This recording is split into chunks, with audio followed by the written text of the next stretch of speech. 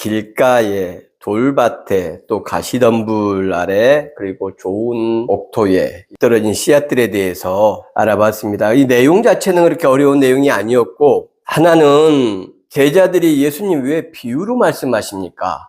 그랬더니 예수님께서 천국의 비밀을 아는 것이 너희에게는 허락되었으나 그들에게는 아니 되었나니, 이것만 보면은 그들에게 천국의 비밀을 알려주지 않기 위해서 비유를 사용한다라는 뉘앙스로 우리가 읽을 수 있어요. 그리고 마가복음 같은 경우는 실제로 그렇게 이야기가 되어 있습니다. 그들이 알지 못하도록 내가 비유를 한다. 그런데 비유라는 것 자체가 이해하기 어려운 것을 쉽게 표현하는 것이잖아요. 그래서 예수님의 비유의 특징 중에 하나가 비유의 소재들을 우리가 아주 친숙한 것들을 사용합니다. 밥, 씨앗. 민중들한테 할 때는 굉장히 쉬운 예를 들어서 11~12살이면 충분히 이해할 수 있을 만한 쉬운 예를 들으시고, 바리새인들이나 서기관들이 질문을 하면은 그것에 대해서는 좀 어렵게 말씀하시는 경향이 있었어요. 반문을 다시 하시거나, 니고데모 이야기 같은 경우는 위로부터 나지 않으면 하나님의 나라를 볼 수 없느니라 이렇게 말하거든요. 추상적이고 막연한 이야기죠. 상징과 추상이 많이 들어가는 것은 굉장히 애매모호하고 신비적입니다. 그래서 종교 용어가 다 그래요. 거의 용어들의 추상성 속에 숨는 거죠. 그래서 아무리 똑똑한 사람이 신앙적인 내용, 종교적인 내용을 가지고 질문을 던지면은 간단하게 회피할 수 있는 방법들이 짧게는 수백 년에서 길게는 수천 년 동안 그 종교의 천재들이 만들어 놓은 그 용어들이 있죠. 우리 기독교의 대표적인 용어가 영적이다 이런 거죠.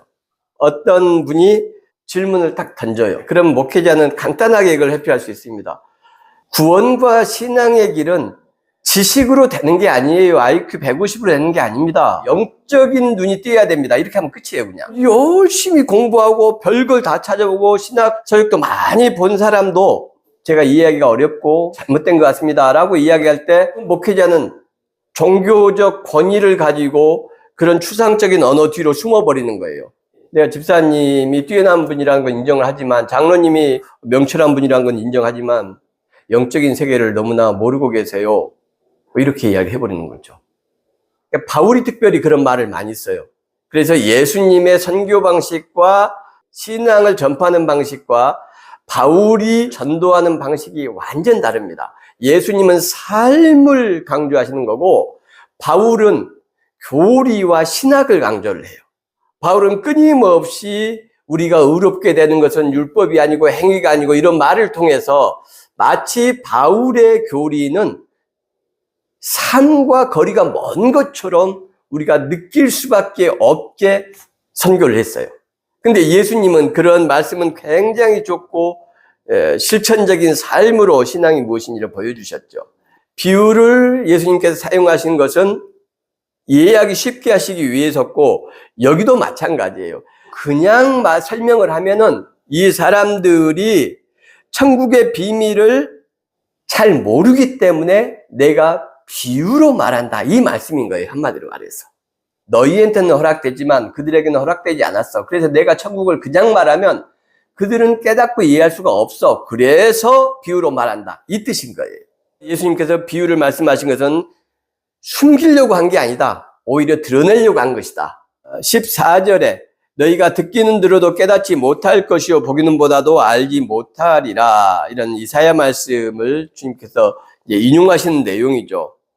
여기서 이제 깨닫다라는 말, 쉰, 함께란 뜻과 히에미이라는 것은 이제 보내다, 풀어주다, 해방시키다, 뭐 이런 자유롭게 하다 이런 거거든요. 그러니까 쉰, 히에미, 이 두 단어가 합해서도 이제 쉰, 히에미 이렇게 해서 여기서 이제 사용이 된 건데, 누구의 의견과 어떤 내용을 듣고서 내가 그것에 동의하고 그 말을 수용한 다음에 내가 함께 가든지 아니면 내 아들이나 종이나 누구를 보내겠죠. 그 사람과 함께. 그게 이제 함께 보내다의 의미, 쉰 히에미의 의미예요.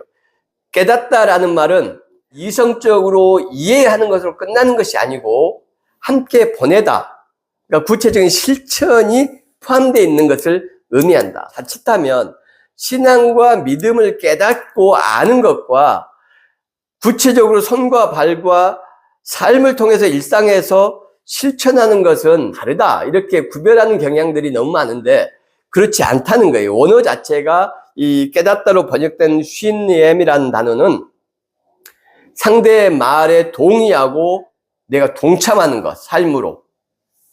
그것을 의미한다. 오늘의 내용은 이게 이제 알곡과 가라지 비유라고 하는 겁니다. 씨를 뿌렸는데 잘 자라요. 그런데 종들이 가서 봤더니 가라지, 독보리거든요. 이게 그러니까 보리하고 아주 비슷하게 생겼습니다. 나중에 열매가 없죠. 안에가 텅텅 쭉쟁이로 비었어요. 알곡과 가라지에서는 천국이 씨 뿌린 사람이에요. 이 씨 뿌린 사람은 하나님이고 예수님이셨죠. 하나님과 예수님께서 천국이라는 뜻이 되는 거죠. 그러니까 이 천국을 믿음 생활 잘하고 죽어서 가는 하나님의 품 이렇게 자꾸 생각을 하잖아요. 천국, 하나님의 나라, 하늘나라가 나오면 제일 먼저 이것은 죽어서 가는 것이 아니다. 이 나라란 말이 다스림과 통치라는 것, 그래서 영향력을 끼치는 걸 의미한다. 그러니까 하나님의 나라 이러면은 하나님의 다스림과 통치예요. 천국, 하늘나라죠. 하늘의 다스림과 통치. 죽어서 가는 곳이 아니고 신약 성경에서 하나님의 나라와 하나님의 다스림은 내 안에 먼저 시작되죠. 그 마태복음 5장에서 나왔던 심령이 가난하는 것이 바로 내 안에 시작되는 하나님의 나라를 이야기하는 것이죠. 천국이란 단어, 하늘나라, 하나님의 나라가 나오면은 하나님의 영향력, 다스림을 말한다.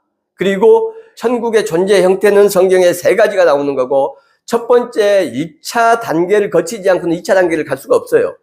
1차 단계가 내 안에서 하나님의 다스림과 통치가 시작되는 것. 공의와 사랑이 시작되는 것. 내 안에 공의와 사랑이 시작되지 않으면 나는 여전히 육적인 사람, 내 욕망과 내 마음대로 인생을 사는 사람이 되는 거죠. 대부분의 사람들이 그렇죠. 그런데 거기에 하나님의 정신, 영, 이게 부어지는 거예요. 그 안에 하나님의 공의와 사랑이 함께 있는 것이고, 나한테 하나님의 영향력이 뿌리를 내리고 줄기가 자라고 꽃이 피고 내가 선한 영향력을 끼치기 시작한다는 거죠. 선한 삶을 살고 공의와 사랑을 말과 손을 통해서 살아내는 것. 이게 이제 2차 단계죠. 내 이웃과 사이에 하나님의 공의와 사랑이, 하나님의 나라가 영향력을 끼치기 시작하는 것. 그런 삶을 어디까지 살든지 간에 살다가 우리는 죽으면 우리가 생각하는 천국이 되는 거예요. 그러니까 1단계와 2단계가 없이는 3단계는 없어요. 예수님께서 그래서 끊임없이 나보고 주여 주여 하는 자마다 다 아버지의 나라에 올 것이 아니라고 분명히 말씀하시잖아요. 양과 염소를 놔두고 너희는 내가 헐벗었을 때, 배고플 때 입히지 않았고 먹이지 않았고 내가 감옥에 있을 때 찾아오지 않았다. 저희가 언제 그렇게 하지 않았습니까? 지극히 작은 자 하나에게 하지 아니한 것이 곧 나에게 하지 않은 것이다. 이렇게 말씀을 하시잖아요. 이런 내용들이 한두 개가 아니고 엄청나게 많습니다. 그래서 이제 마태복음 이렇게 강해를 쭉 해나가면 좋은 게, 내가 원하는 목회자가 설교자 하고자 하는 어떤 목적에 맞는 본문만 보는 게 아니고 거의 다를 보잖아요. 순서대로. 그래서 편식하지 않는 신앙이 되고, 그러면 하나님의 뜻을 훨씬 바르게 알 수 있죠. 우리는 다 편식합니다. 내 마음에 든 것은 훨씬 잘 기억되고, 내가 좀 꺼려지고 별로 달갑지 않게 생각되는 말씀은 2번, 3번을 봐도 잘 기억이 안 되고 그래요. 천국을 생각할 때는 반드시 그 3가지 형태와 의미를 생각해야 된다. 이것이 이제 굉장히 중요합니다. 28절 한번 읽어볼까요? 주인이 이르되 원수가 이렇게 하였구나. 종들이 말하되 그러면 우리가 가서 이것을 뽑기를 원하나이까. 원수라고 번역된 게 원래의 원어가 증오, 미움에서 온 단어입니다. 알곡은 하나님, 예수 그리스도께서 뿌리신 씨앗이죠. 선한 씨앗들, 천국의 주인공이 될 하나님의 자녀이기도 하고, 천국을 상속받을 사람들이기도 하고, 천국을 살아낼 사람들이기도 하고, 원수는 미움과 증오라는 단어에서 온 액트로스라는 단어예요. 액트로스는 적대자, 뭐 이런 뜻인데, 천국을 방해하는 것은 미움과 증오라는 거죠. 무생물한테는 미움과 증오가 안 생기죠. 이 미움과 증오는 사람을 향해 항상. 천국에 있어서 가장 문제가 되는 게 알곡으로 자라는데 가장 큰 어려움을 주는 것은 우리 마음속에는 미움과 증오. 이 원수는 무슨 마귀다, 사탄이다 자꾸 이렇게 생각하는 것은 2000년 전 예수님과 함께 살던 고대인들의 신앙 방식이고 생활이에요. 우리는 원수가 결국 내 안에 자라나는 미움과 증오와 질투 같은 것이구나. 다른 사람을 향한 나쁜 감정들이구나.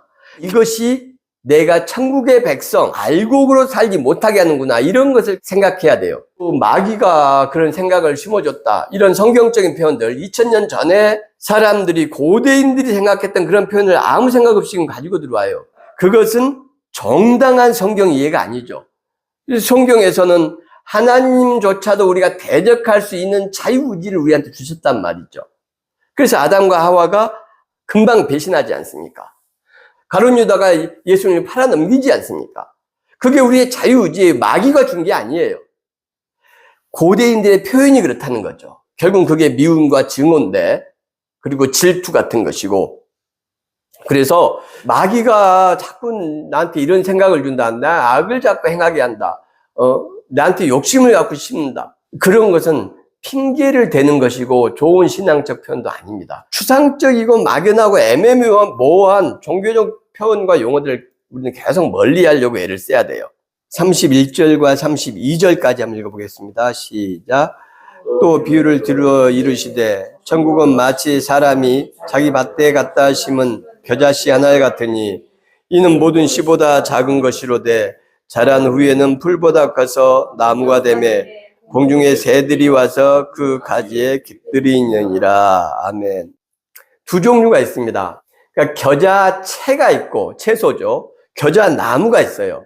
그래서 겨자채는 이제 모든 씨앗이 다 작긴 하지만 겨자씨도 아주 작습니다. 깨보다 조금 크다고 할 수 있을까요? 1mm, 2mm 정도. 겨자나무는 정원수로도 많이 사용되고 지금 살아있는 수령이 500년이 넘는 그런 겨자나무도 있습니다. 겨자나무 이렇게 치시면 굉장히 아름드리 큰 나무가 보일 거예요. 줄기가 막 이렇게 등나무처럼 꼬여져서 그 정원수로도 많이 사용한다고 합니다. 겨자채는 유채꽃하고 비슷한데 색깔도 노란 꽃이 피고 다 크면은 1m에서 큰 것은 한 2m 정도까지 자랍니다. 부드럽고 어릴 때는 그 줄기 같은 것을 무쳐 먹기도 하고 이 씨앗을 또 으깨가지고 겨자 우리가 먹는 향신료로 사용되기도 하죠. 또 약용으로도 사용이 됩니다. 그래서 이 겨자나무를 말한 것인가 겨자씨를 말한 것인가를 명확하게 하기는 어렵지만 그 32절에 보니까 자란 후에는 풀보다 커서 이렇게 돼 있죠. 라카논이란 단어인데 풀이란 단어가 이게 풀이 아니고 채소입니다. 채소. 이것은 다른 나물보다 훨씬 크게 자라지 않느냐. 같은 나물이지만 나중에 되면은 엄청나게 한 2m 가까이 커요. 또 군락을 이룹니다. 이렇게 유채밭처럼 그 재배도 하고.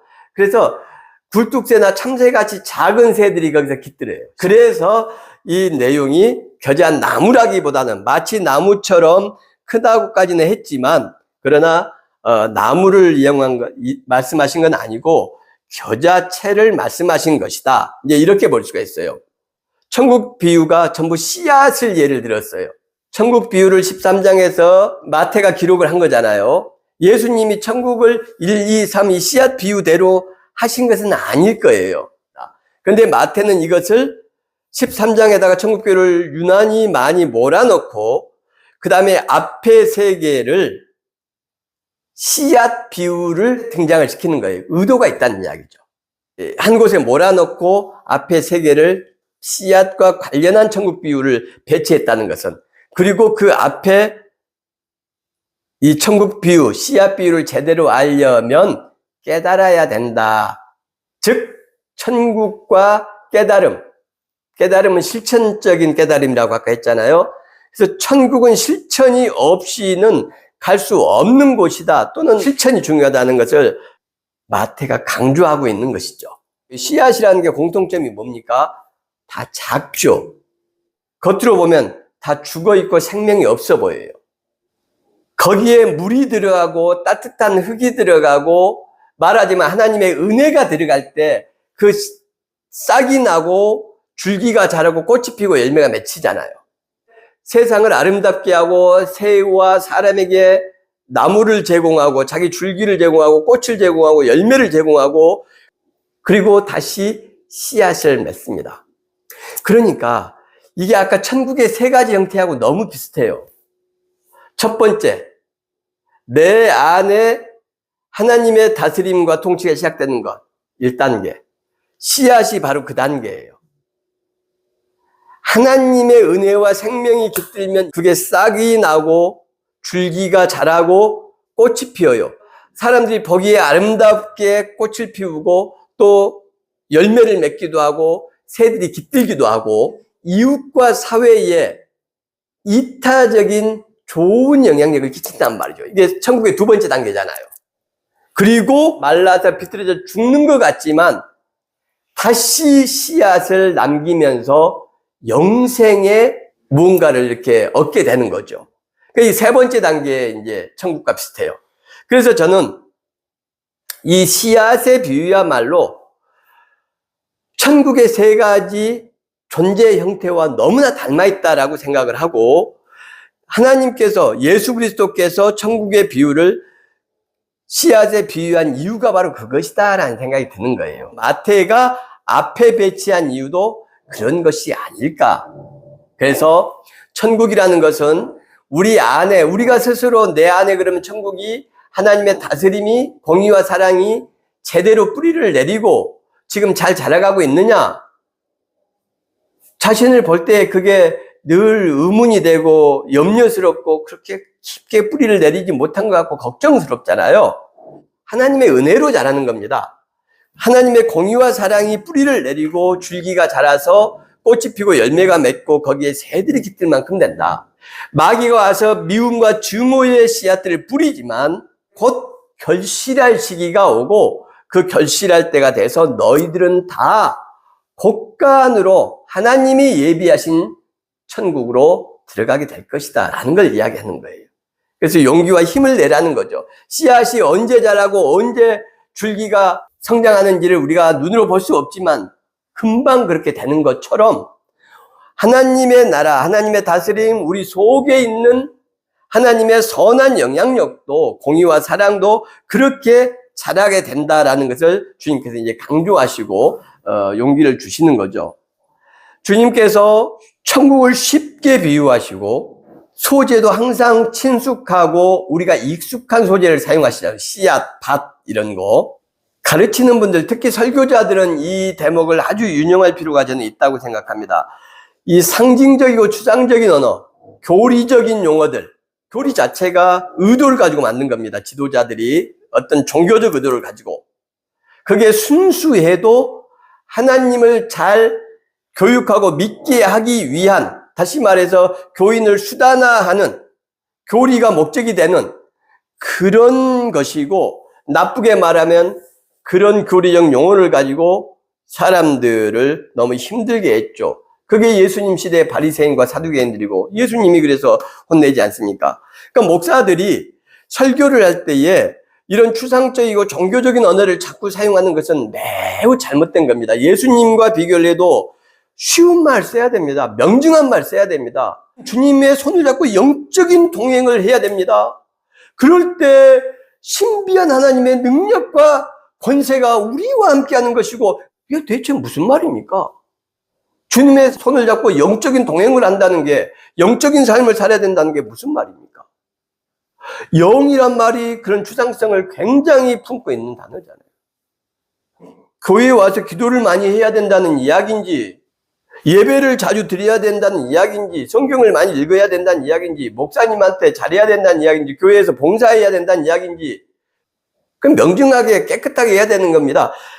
쉽게 여러분 주위에 어려운 사람을 돕는 것이 주님을 섬기는 것이고 주님의 뜻입니다. 바른 신앙의 길입니다. 이렇게 쉽잖아요. 나보다 더 어려운 사람을 돌아보고 그 사람한테 돈을 주는 것이 아니라 그게 다가 아니라 그 사람에게 문자 하나 보내는 거 요즘에 어떻게 지내니? 잘 지내니? 힘들진 않니? 이런 손행의 말 선행의 삶, 문자 보내는 것이 바른 신앙이고 그게 어떤 영적인 동행보다도 중요한 거거든요. 너무 쉬운 거예요. 그런데 이런 단어들이 숨는 거예요. 설교가 교인을 위해서 있는 것이지 설교는 목사를 위해서 있는 것도 아니고 교인이 설교를 위해서 있는 것도 아닙니다. 예수님께서 그걸 명확하게 보여주시잖아요. 비유를 통해서 쉬운 소재를 통해서 설교자들은 이런 내용들을 묵상하고 실천해야 됩니다. 알고 쓰면은 사악한 거죠. 세뇌하고 종교적 신앙적 영향력을 끼치기 위해서 알고 교리적인 용어, 추상적인 용어를 계속 쓰는 것은 사악한 겁니다. 모르고 쓰는 것은 신앙의 지도자가 이런 자기가 쓰는 말, 설교에 쓰는 용어들에 대해서 깊이 있게 묵상하지 않는다는 것. 예수님의 이런 말씀들, 비유들이 수도 없이 많은데 그것과 비교해 보지 않고 아무 생각 없이 마구 쓴다는 것. 이것도 굉장히 문제입니다. 그래서 교인들은 자기 담임 목사님이 이런 교리적이고 추상적이고 형이상학적인 용어들, 현학적인 단어를 자꾸 쓸 때 거기서 벗어나기가 어렵습니다. 다른 교회로 가기 어렵죠. 왜냐하면 신앙인과 교회라는 것은 목사하고 관계만 있는 것이 아니고 함께 신앙생활하는 이웃들과의 관계들이 깊이 관여되어 있기 때문이에요. 그러나 동영상 같은 것은 일제 이런 목사님들을 절대 보면 안 됩니다. 쉽고 명징하게 예수님도 말씀하셨는데 목사가 무슨 지식이 얼마나 대단하고 얼마나 천상의 지혜를 가지고 있다고 자꾸 어려운 말을 씁니까? 좋은 목사님, 좋은 목회자시고 지나친 상징들이나 애매모호한 언어들을 쓰는 분들을 저는 보지 못했어요, 사실. 한 명도 기억이 안 납니다. 이 학원이 옮겨서 다른 곳에서 이제 예배를 드릴 거예요. 지난주에 여기 원장 자매와 이제 집사람이 만남을 좀 가졌어요. 스승의 날이고 한다고 식사 함께 하자고 해서 그냥 울고 난리가 났다. 왜 그랬냐 그랬더니 학원을 옮기는데 뭐 늘 세상살이가 그렇죠. 어려움들이 있고 그건 돈의 문제도 있고 또 관계의 문제도 있고 뭐가 잘 안 풀리고 뭐 이런 것들이 많이 있잖아요. 장소의 문제도 아주 중요하고 학원 같은 데는. 이제 여기도 이제 그런 어려움들이 있어서 이 피렌체 원장이 자기가 다니는 교회 식구들한테 동생도 사모고 수영로에 제구도 이제 목사로 있으니까 그 이제 기도를 이렇게 부탁을 하고 있습니다. 집사님이 내가 기도를 하는데 자꾸 우리 서집사 학원을 이렇게 옮기는데 이렇게 해서 하나님 좋은 장소를 주시고 하나님 또 이렇게 여러 가지 인테리어나 뭐나 경제적으로 재정적으로 돈이 필요한데 그걸 문제를 해결해 주시고 막 이렇게 하는데 우리 서원장 학원을 이야기해야 되는데 그게 아니고 자꾸 우리 성전을 옮기는데 하나님 성전을 옮기는데 자꾸 이렇게 성전이란 말이 나오더라는 거예요. 제대로 정신을 안 차리고 기도해서 그런지 근데 그게 아니고 내가 정신을 차리고 기도하는데도 자꾸 내가 성전 좋은 성전을 하나님 예배하여 주시고 자꾸 그렇게 기도가 나오더라.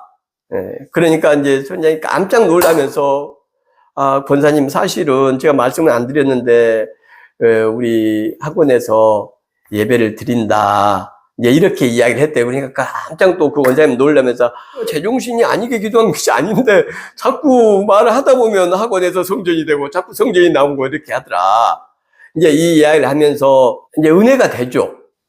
아주 적은 숫자가 모여서 예배를 드리지만 또 부족한 제가 하나님 말씀을 여러분과 함께 나누지만 기도와 입을 통해서 말하자면 하나님께서 저희들을 위로하시려고 그런 내용이 저희 귀에 들리게 하신 거 아닙니까? 그리고 큰 교회 많은 교우들과 함께 교제하면서 신앙생활을 하고 싶은 마음이 있으실 텐데도 우리 집사님 네 분이 여기서 함께 예배 드리는 그 모습을 하나님은 아주 기쁘게 보시고 흡족해 하시는 것이 아닐까. 그래서 고맙다 임집사 권집사야 하면서 하나님께서 격려하고 칭찬하시는 것이 아닐까 하는 생각을 제가 하게 됐어요. 제가 원래 설교에 이런 내용들 이야기 안 하지 않습니까? 근데 너무 은혜가 되고 학원을 옮기는데 필요한 재정적인 것들도 이게 뭐 지금 옮기는 데가 120평입니다. 장소도 훨씬 더 번화가고 제일 중심부고 돈이 훨씬 많이 들었죠. 우리 원장이 효녀예요. 그래가지고 가족들 어머니 아버지 병원비 이런 걸 전부 본인이 다 책임을 지거든요. 당연히 돈은 없죠, 모아놓은 돈이. 그러면 이제 이사하기는 어렵고, 여기는 나가라고 하고. 그런데 그 문제도 또 해결이 됐어요. 1억이 훨씬 넘는 돈을 아주 저리로, 은행보다 훨씬. 그렇게 이제 놀라운 일들이 생기고, 다음 주 한 6월 첫 주 정도에는 그쪽에서 예배를 드리지 않을까. 이 말씀을 드리는 것은, 우리가 외롭고 좀 힘든 부분이 있습니다. 그렇더라도 하나님께서 우리에게 용기를 가지라고 하나님의 사람들을 통해서 좋은 소식, 또 이런 이야기를 들을 수 있게 해주신 거 아닌가 하는 생각을 하면서 이제 그걸 함께 나누려고 말씀을 드린 겁니다.